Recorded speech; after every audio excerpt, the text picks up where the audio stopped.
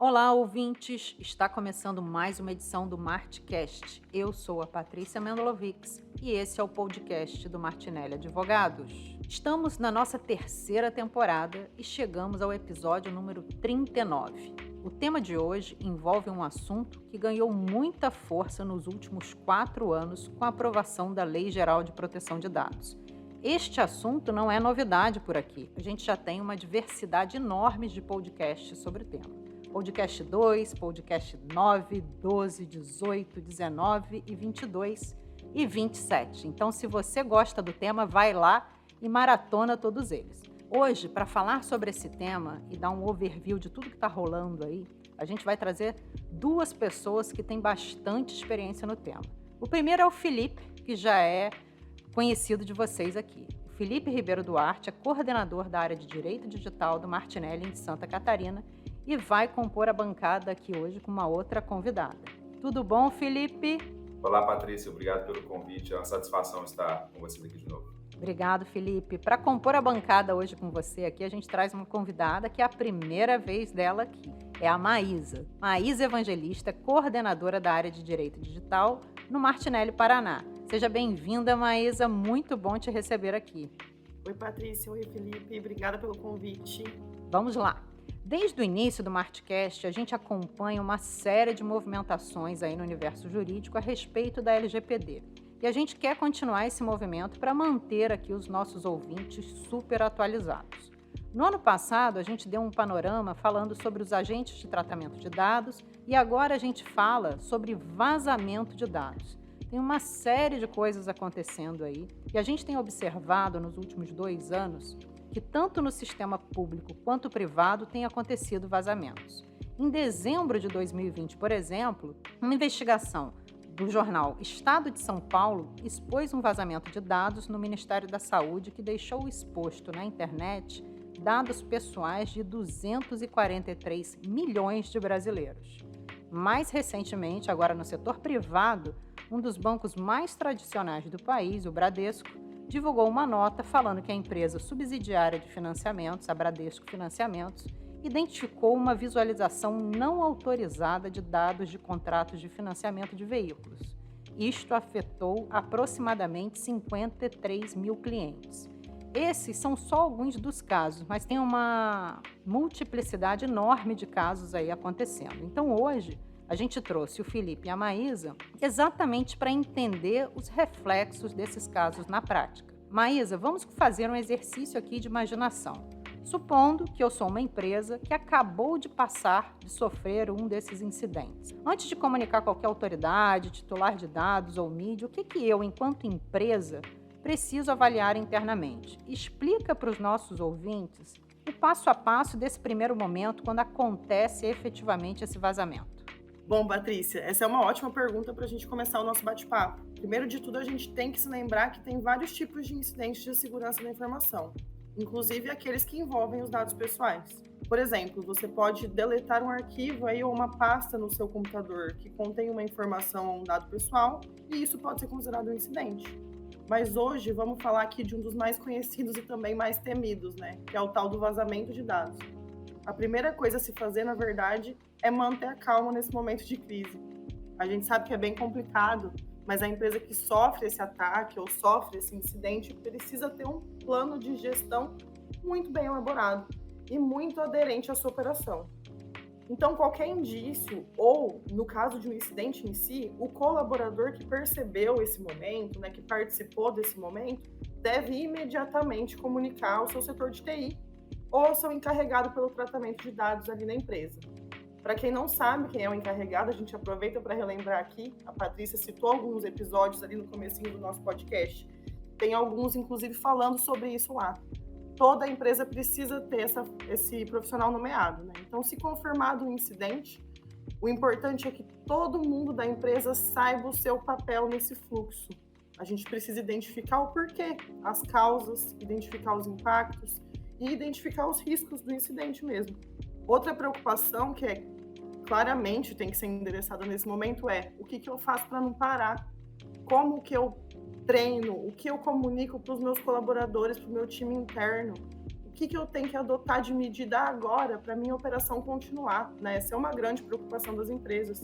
Como que eu continuo a trabalhar sem correr maiores riscos? Isso tudo tem que ser avaliado também em conjunto com o time do jurídico, né, Patrícia? Porque, como a gente vai falar mais para frente, a gente precisa pensar em quem comunicar. E como a LGPD é uma legislação e como toda boa lei, a gente tem alguns prazos e algumas regras para seguir, o jurídico pode ajudar a empresa nesse momento também. É importante sempre lembrar que tudo isso que eu falei aqui, a gente precisa documentar. Então, todas as etapas de gestão desse incidente, elas precisam ser documentadas, para que a empresa consiga gerir seus indicadores e também evitar futuros riscos, né? Ok, Maísa, entendido. O pessoal tem que tomar nota, hein? Porque é coisa dessa. Então vamos lá. Maísa, agora seguindo aqui um pouco mais adiante. Você trouxe aqui um desses pontos, que aí talvez seja um dos pontos críticos também, né? Você citou a questão de comunicar ou não a Autoridade Nacional de Proteção de Dados. Desde que as sanções entraram em vigor em agosto do ano passado, as empresas podem achar que todo e qualquer incidente precisa ser comunicado à ANPD e ao titular do dado. Mas a gente já sabe que isso não funciona bem assim, né? Felipe, agora é contigo. Explica melhor para a gente esse ponto. Patrícia, essa talvez seja a pergunta de milhões, né? Quando comunicar para a autoridade nacional? A gente não tem essa resposta, a autoridade ainda não regulamentou os artigos da LGPD que tratam dessa comunicação em casos de incidentes. O que nós temos, então, né, é a necessidade de comunicar, nós temos informação, melhor dizendo, né, tanto pela legislação quanto pela própria autoridade, é a necessidade de comunicar quando o incidente puder acarretar risco ou dano relevante aos titulares. O que seria isso, né? Risco ou dano relevante aos titulares? A gente também não tem resposta, mas o que nós temos são pistas, né? Quais pistas? Ora, se o incidente envolver um volume significativo de dados pessoais, se envolver, né, dados sensíveis, como questões de saúde, religião, dados genéticos, biométricos, informações sindicais, por exemplo, ou até mesmo de pessoas em situações vulneráveis, como crianças e adolescentes, nós começamos a ter elementos que possam fomentar e facilitar essa identificação de um risco ou dano ao titular, né? Outro grupo de dados que merece destaque numa hipótese de vazamento são dados com potencial discriminatório, né? Aí a gente vai incluir praticamente todos os dados sensíveis, mas dados como questões religiosas, a imagem ou reputação da pessoa. Pensa um incidente envolvendo alguma companhia, alguma empresa que tem, sei lá, registros fotográficos das pessoas. Então, ali você pode ter um risco significativo, né, envolvendo a própria imagem e reputação da pessoa. Então, a gente não tem uma regulamentação ainda. Existem ali alguns instrumentos, checklists produzidos pela própria autoridade, quanto também entidades estrangeiras que nos ajudam, né, auxiliam nessa leitura e identificação da criticidade, mas que não é algo tão objetivo. Realmente, a análise vai ser caso a caso. Muito relevante a gente discutir esse tema, né, Felipe? E agora voltando lá para aquele cenário em que a minha empresa sofreu efetivamente um vazamento de dados. É natural que aconteça uma comoção, até porque é uma crise, né? Então, para tentar resolver esse problema, é normal que as pessoas se mobilizem, mas isso pode desandar um pouco se cada pessoa não entender a própria função, como a Maísa disse lá há pouco, que cada um tem que entender o seu papel nesse processo, né? Maísa, vamos lá, para tentar tornar mais prático isso para os nossos ouvintes. Quais times a minha empresa já precisa ter apostos quando o assunto é tratamento de dados e quais as funções de cada um caso eu precise lidar com o incidente, com uma crise gerada por esse vazamento, por uma invasão, algo assim? Perfeito, Patrícia. Acho que é outra pergunta de milhões, hein? A gente vai ficar até repetitivo falando que tudo isso precisa ser desenhado antes do incidente, né? Na hora da crise, as pessoas precisam saber como agir. Então, os responsáveis aí pelas áreas e por cada etapa dessa gestão devem saber o seu papel. Algumas áreas da empresa, muito provavelmente, vão ser sempre envolvidas, como, por exemplo, o time de TI, né? Que é sempre quem a gente chama no momento de crise, no momento de incidente do nosso dia a dia. Então, o time de TI auxilia na adoção dessas medidas técnicas mesmo para conter danos, para que os sistemas continuem a operar e para que novos riscos não aconteçam. Outra área que necessariamente vai ser acionada, especialmente em caso de incidente envolvendo os dados pessoais, né, quando envolver as pessoas físicas, é o pessoal do time de privacidade e proteção de dados. o papel dessa área vai ser muito importante nessa questão que o Felipe levantou aqui acima, né? Avaliar se vai ou se não vai comunicar a NPD, avaliar os riscos e as contingências desse incidente de acordo com a legislação e também, a depender da gravidade do incidente, a gente vai precisar acionar o time de marketing, o time de relações públicas, para que eles auxiliem no gerenciamento dessa crise, para saber como comunicar clientes, consumidores, comunicar parceiros comerciais e comunicar o mercado como um todo. Claro que, a depender do caso, né, algumas outras áreas elas podem e devem ser acionadas. Por exemplo, se a sua empresa tiver um incidente que envolveu os dados dos seus colaboradores, claramente o time de RH, o time de DP vai participar ativamente desse processo de gerenciamento. E sempre, né, Patrícia, é igualmente importante em todos os momentos ter o apoio da alta administração da empresa. Então, a alta administração precisa estar sempre disponível e apoiando em todas essas etapas, alocando recursos, seja recursos financeiros, seja recursos humanos, e também ajudando e demonstrando o valor na prevenção desses incidentes. Isso é essencial, né, Maísa? E eu acho que quando a empresa trata isso como valor dela, né, o cuidado com os dados, o cuidado com os colaboradores, tal, isso tudo flui mais fácil porque as pessoas entendem o papel e a posição que elas têm que adotar num momento como esse que acaba estourando uma crise, né? E é interessante o que você colocou, né? Não deixe para fazer isso quando acontecer a coisa, né? Efetivamente se organize antes, se prepare antes, porque a lei está aí. E a gente teve uma série de prorrogações dela, né? Então, assim, talvez agora efetivamente esteja na hora das empresas sentarem e se organizarem internamente, buscarem eventualmente uma consultoria especializada, um parceiro que saiba fazer toda essa operação e orientar internamente, fazer os treinamentos, para que quando aconteça, porque pode acontecer, por mais que você tome todos os cuidados, isso pode acontecer, né? A gente saber aí para onde, que medidas tomar, o que fazer, quem acionar, para não ter confusão, né? Mas vamos lá, antes da gente finalizar com tudo que já foi discutido aqui, muitas empresas, né, devem ter dúvidas a respeito do que eu tenho que prever efetivamente no orçamento, né? Qual o valor que eu tenho que prever para possíveis incidentes, ou até mesmo vale a pena ter já estabelecido um gabinete de crise para esses casos. Então, Felipe, qual é a tua avaliação agora sobre essas situações? Tudo isso que eu trouxe aqui, gabinete de crise, orçamento e tal, dá um overview sobre isso. Beleza, Patrícia. Olha, prever no orçamento um valor para incidente é praticamente uma conta inviável, né? Porque como que eu vou conseguir responder, saber exatamente qual vai ser o custo de um impacto envolvendo um vazamento, qual que é o custo de um vazamento que eu vou ter, né? Não é uma conta fácil de se fazer, é muito complexa. Então, talvez exatamente por essa dificuldade em se mensurar, em quantificar quanto custa um vazamento de dados na minha empresa, as empresas devem, na verdade, adotar outras medidas para mitigar esse risco no caso, né, de vazamentos. Uma dessas medidas é o que a gente já está falando aqui ao longo do nosso bate-papo, que é ter, né, um gabinete, um comitê, um grupo de trabalho, enfim, uma equipe multidisciplinar que vá não apenas ali apoiar na resposta a um incidente para dar a velocidade necessária, ajudar na mitigação desses riscos, mas também cuidar do assunto internamente durante o ano, durante a vida inteira da empresa daqui em diante. Eu digo que medir o que se faz, né, se fez para estar adequado à LGPD, não é só saudável e importante, mas diria que é até uma obrigação decorrente da própria lei, porque ela nos exige prestar contas ali a respeito das medidas que nós tomamos para estar em conformidade e qual foi a eficácia dessas medidas.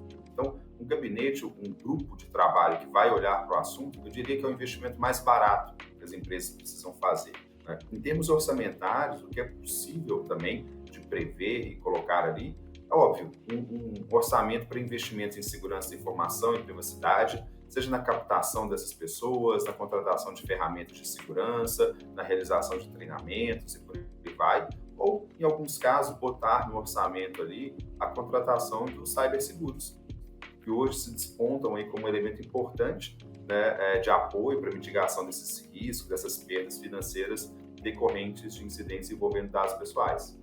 Interessante isso, né, Felipe, da questão do ciberseguro, né? Porque o mercado vai se adaptando às novas demandas, né? E como a gente está numa era de total transformação, é natural surgirem aí outras ferramentas, outras outros instrumentos que possam ajudar nesse processo. Mas um ponto que você trouxe, que eu achei muito interessante, é ter um time multidisciplinar que olhe para isso e tenha isso como foco de trabalho é, de fato, o investimento mais barato que a empresa pode fazer, né? Porque ela já começa a tratar e criar cultura de tratamento e proteção de dados internamente, né? Fica os embaixadores da LGPD aí dentro da empresa, né? Perfeito, é essa a leitura mesmo, Patrícia, sem sombra de dúvida.